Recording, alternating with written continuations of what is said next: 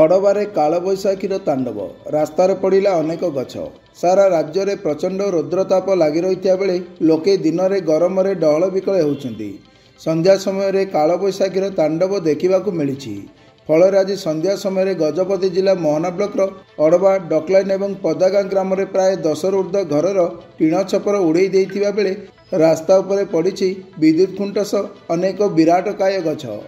ସୂଚନା ପ୍ରକାରେ ଘରର ମାଟି ଅତଡ଼ା ଖସି ସୁରଜ ବେହେରାଙ୍କ 7 ବର୍ଷର ପୁଅ କୁକୁନ ବେହେରା ଆହତ ହୋଇଛନ୍ତି।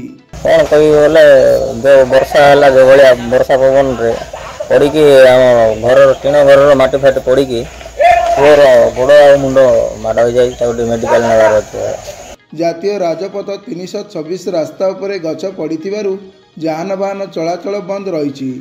ଘଟଣାସ୍ଥଳରେ ମୋହନା ଅଗ୍ନିଶମ ବିଭାଗର କର୍ମଚାରୀ ଓ ଅଡ଼ବା ପୋଲିସ ମିଳିତ ଉଦ୍ୟମରେ ରାସ୍ତାରୁ କଟର ମେସିନ ସାହାଯ୍ୟରେ ଗଛକୁ କାଟି ସଫା କରାଯାଉଥିବା ଦେଖିବାକୁ ମିଳିଛି।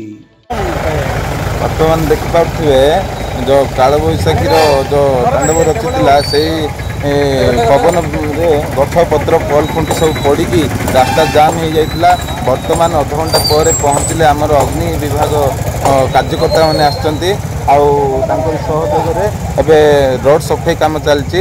ଆଉ ଗଛପତ୍ର ସବୁ କଟା ଚାଲିଛି, କାଟିକି ସେ ଲାଇନ୍ କ୍ଲିୟର କରାହେଉଛି ବର୍ତ୍ତମାନ।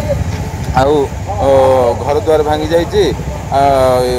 ଗୋଟେ ଛୋଟ 7-8 ବର୍ଷର ପିଲାକୁ ବି ଗୋଟେ ମାଡ଼ ଆସିଛି।